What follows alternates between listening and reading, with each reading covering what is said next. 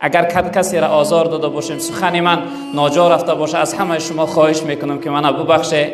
من یگان نیت و مقصدی غرض نداشتم، فقط و فقط مقصد من خدمت کردن در شما بزرگوارا بود. دیگر اینکه از شما من همه وقت ان شاء الله در حق شما دعاگو هستم.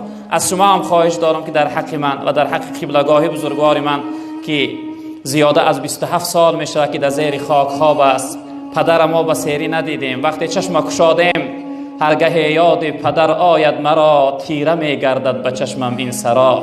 پدر به سیری ندیدیم، شربت از لب لعلش نچشیدیم و برفت، روی مه پیکر او سیر ندیدیم و برفت.